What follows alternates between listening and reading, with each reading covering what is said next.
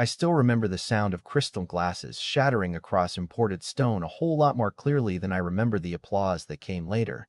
And maybe that's because humiliation has a way of burning itself into your memory long before justice ever catches up. The woman who ordered me to disappear that night honestly believed I wasn't worth looking at, believed my uniform made me part of the furniture instead of part of the reason everyone there was safe. And if I had listened to her for just another 30 seconds, a little girl would have died before dessert was served. My name is Ethan Brooks, and what happened at Blackwood Hills Country Club changed the way I look at people forever. I was 24 then, halfway through paramedic school, working every shift I could find because tuition wasn't going to pay itself, and student loans already felt like an anchor tied around my neck. During the week, I worked ambulance rotations. On weekends, I picked up private lifeguard contracts for weddings, charity galas, and expensive country club events where rich people liked having someone nearby in case luxury suddenly reminded them that gravity and water didn't care about bank accounts. My dad used to joke that nobody noticed a lifeguard until somebody stopped breathing, and he wasn't wrong. My mother had been an emergency room nurse for almost 20 years before cancer took her, and she always told me that emergency medicine wasn't about being the hero. It was about paying attention when everyone else got distracted. I carried that lesson with me everywhere, even into places where people acted like someone wearing a red rescue shirt wasn't supposed to have thoughts or feelings. Blackwood Hills was one of those places. The membership list looked like a Fortune magazine cover. CEOs, developers, surgeons, attorneys, old family money, people whose watches cost more than my pickup truck.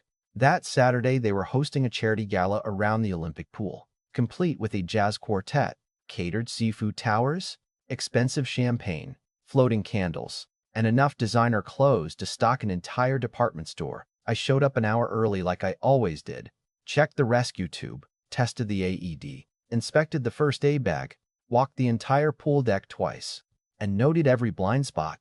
Most people thought lifeguarding meant sitting in a tall chair getting a tan. Real guards know it's 99% observation and 1% action. But if you miss the observation, you'll never get the chance for the action. The event coordinator thanked me, handed me a radio, and quietly said, "Just smile and stay out of the guests' way. Some of our members can be particular." I smiled because I had heard that sentence before. Particular usually meant entitled. About 30 minutes after guests began arriving, she walked over.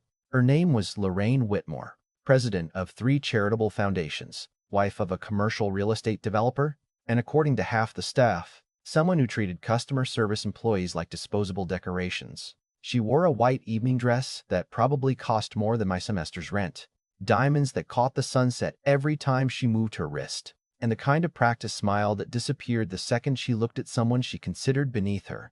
She stopped directly in front of my lifeguard chair and looked me up and down like she was inspecting a stain on expensive carpet. "You," she said, pointing one manicured finger toward my chest, "why are you sitting where everyone can see you?" For a second, I honestly thought she was joking. "Ma'am," she sighed dramatically, "move behind those hedges. Nobody wants rescue equipment ruining the atmosphere.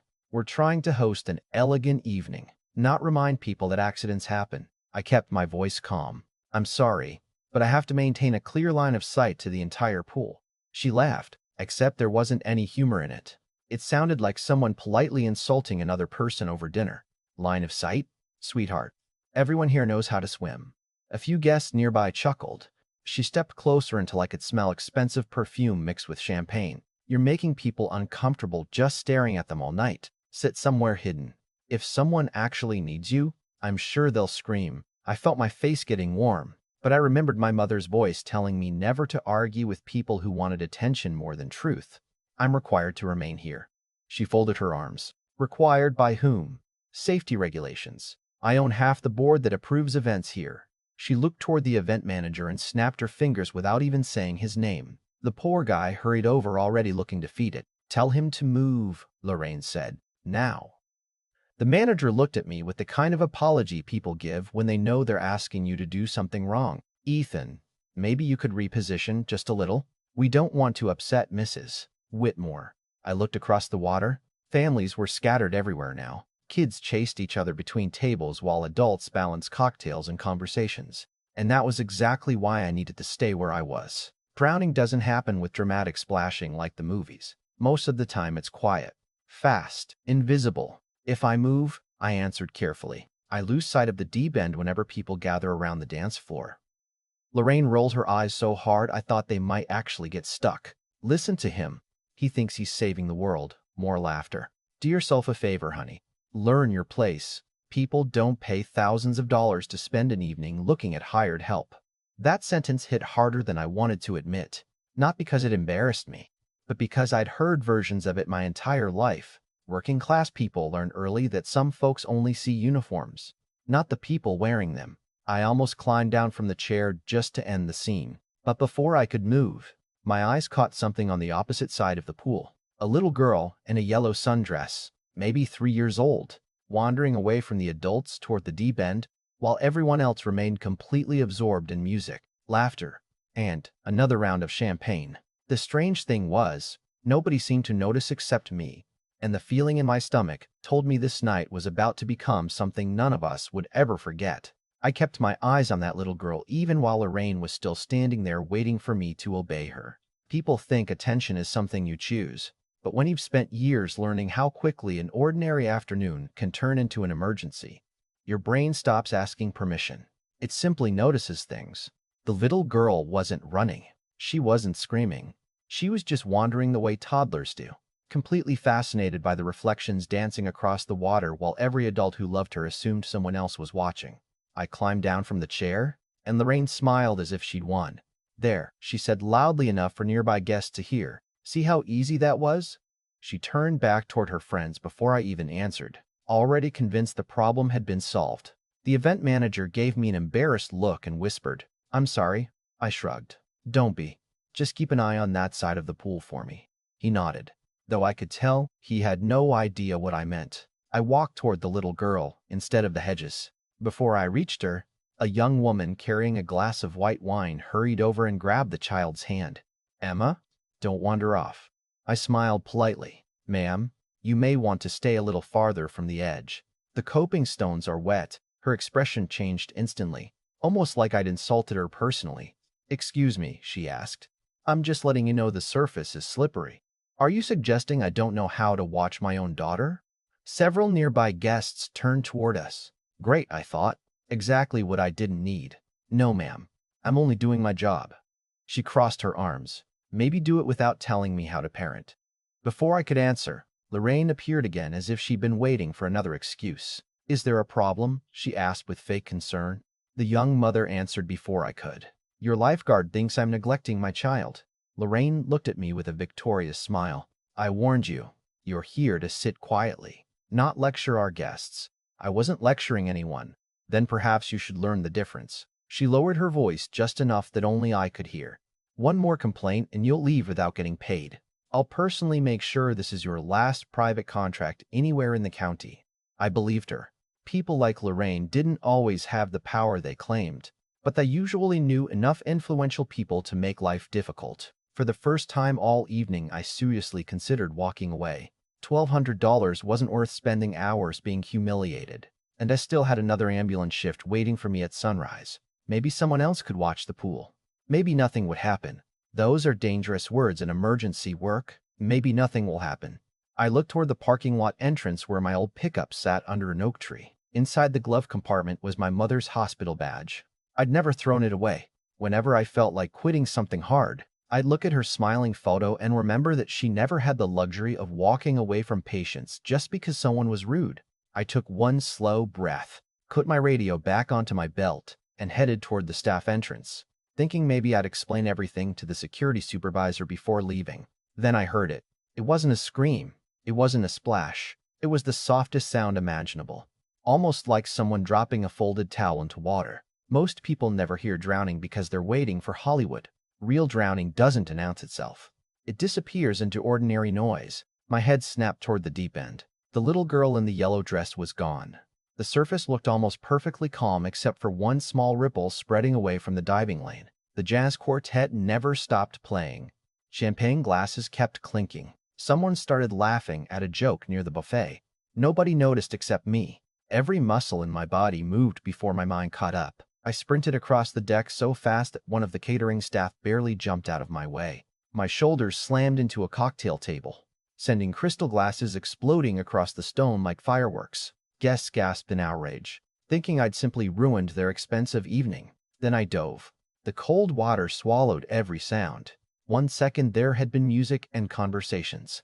The next there was only silence, bubbles, and blue light filtering through the surface. Visibility underwater wasn't great because decorative lighting reflected everywhere, but then I saw it, a flash of yellow drifting several feet below me. Emma had somehow slipped beneath the surface without anyone seeing. She wasn't kicking anymore. One tiny hand floated upward, while the rest of her body slowly sank toward the drain. I reached her in seconds, wrapped one arm around her chest the way we'd practiced hundreds of times during training, and pushed hard off the bottom. My shoulder clipped a pool wall so violently that pain shot through my entire arm, but adrenaline buried it immediately. The only thing that mattered was getting air back into those tiny lungs. We broke the surface. Someone screamed.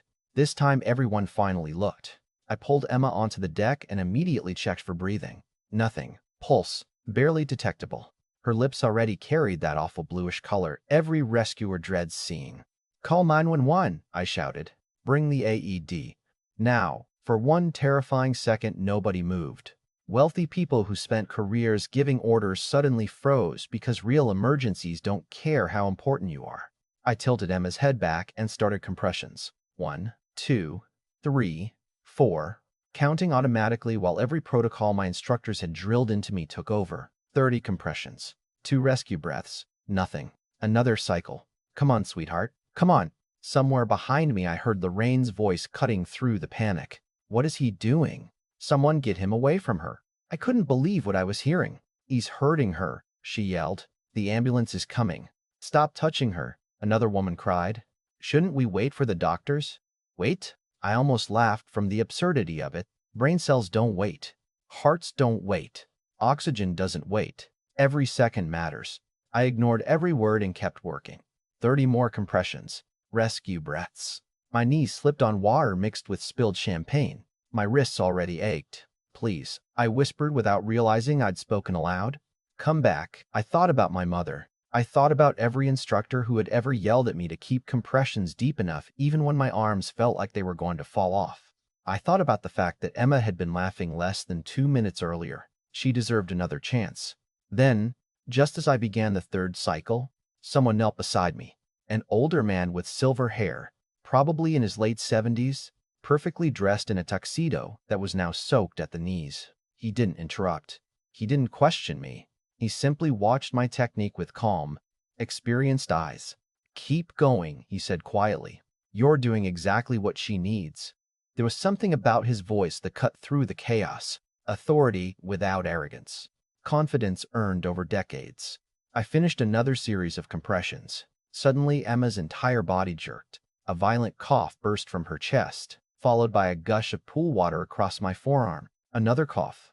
Then a cry. Loud, frightened, absolutely beautiful. For one glorious second, the entire world seemed to stop breathing with her. She was alive. I leaned back, exhausted, water dripping from my sleeves while paramedics finally rushed through the gate carrying equipment I no longer needed. The older gentleman gently checked Emma's pulse himself, then looked directly at me. His eyes glistened before he slowly stood and turned toward the frozen crowd. "For those of you who don't know me," he said, his voice carrying across the silent courtyard, "I'm Dr. Samuel Carter. I spent 42 years as a trauma surgeon."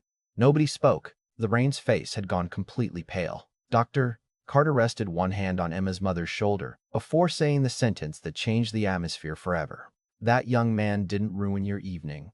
He paused just long enough for everyone to feel the weight of what came next. "He saved my granddaughter's life." Dr. Samuel Carter didn't raise his voice. He didn't need to. The silence that settled over Blackwood Hills Country Club was louder than anything he could have said. The paramedics arrived seconds later, checked Emma from head to toe, confirmed she was breathing normally, and loaded her onto a stretcher mostly as a precaution. Her mother climbed into the ambulance crying so hard she could barely speak. But before the doors closed, she looked back at me with tears running down her face. "I'm so sorry," she whispered. I thought you were judging me." I shook my head. "No, ma'am. I was only watching the water." The ambulance pulled away with its lights flashing but no sirens, and for the first time that entire evening I allowed myself to breathe. My hands started shaking the way they always did after an adrenaline dump. That's the funny thing about emergency work. During the crisis, you're calm. It's afterward, when everyone is safe, that your body remembers how scared it really was. I sat down on the edge of the pool, looked at my scraped knuckles, and realized my right shoulder hurt badly enough that I probably should have gotten it checked. Doctor? Carter walked over carrying my rescue tube, which someone had kicked across the deck during all the chaos. He handed it back to me with both hands, almost respectfully. "Young man," he said, "what's your name?" "Ethan Brooks, sir," he smiled. "I'm going to remember that name." Before I could answer, Lorraine finally found her voice. "Dr. Carter, I'm sure everyone appreciates what happened, but none of us knew the child had fallen in." He turned slowly toward her, and the disappointment on his face hurt far more than anger ever could. "No," he replied calmly. "One person knew.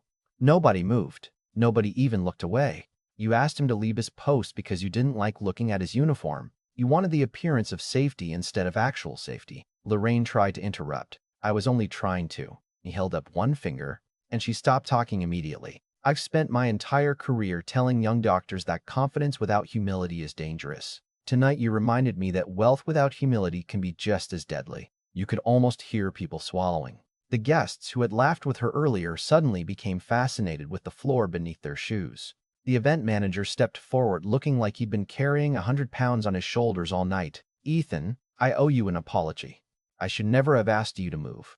I smiled. "You were under pressure." He shook his head.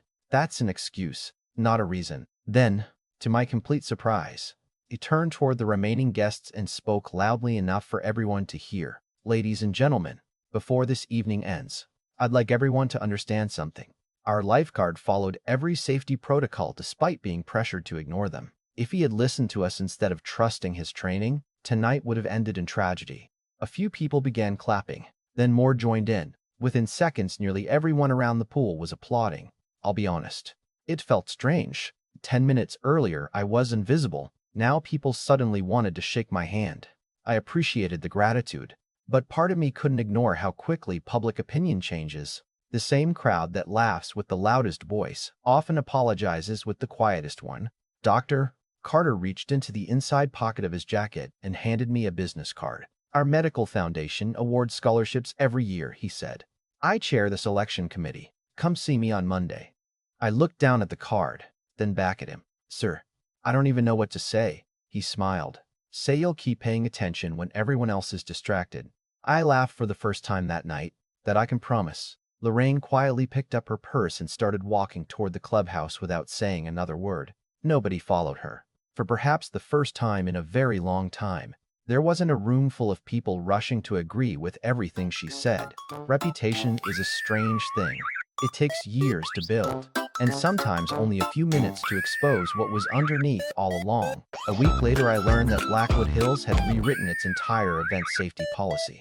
Lifeguards could no longer be relocated for aesthetic reasons. Staff members were given the authority to override guests whenever safety was involved. Every private event would include mandatory child safety briefings. The event manager even called to tell me the board had unanimously approved the changes. Lorraine resigned from the social committee 2 weeks after that. I don't know whether it was because of embarrassment or pressure from other members. And honestly, I never cared enough to find out. Dr. Carter kept his promise. His foundation covered the remainder of my paramedic education. And a year later, when I graduated, he was sitting in the front row with Emma beside him. She was wearing a bright yellow dress that made both of us laugh the moment we saw each other. She ran over and hugged me before the ceremony even started. "Mom says you're my hero," she whispered. I smiled and knelt beside her. "No, sweetheart. I was just doing my job." She frowned with all the seriousness a little kid could manage. "Then I think you have the best job ever." Maybe she was right. Years have passed since that night. But every time someone tells me, it's probably nothing, I remember the tiny ripple that nobody else noticed. I remember how close one little girl came to becoming another heartbreaking headline, simply because people assumed someone else was paying attention. Most heroes never expect applause. Most emergencies never announce themselves. And sometimes the person everyone wants to hide in the background is the only reason a family gets to go home together. So, now I want to hear from you. Do you think Lorraine deserved forgiveness after what happened? Or do you believe some actions reveal a person's true character no apology can erase? Have you ever seen someone judged because of their uniform, their job, or the way they looked? only to discover they were the one person everyone should have respected from the beginning? Share your thoughts in the comments because these conversations matter. And if this story reminded you that kindness and respect can save lives just as surely as training can, don't forget to like the video, subscribe to the channel, and send it to someone who still believes that every person deserves to be seen before they're judged.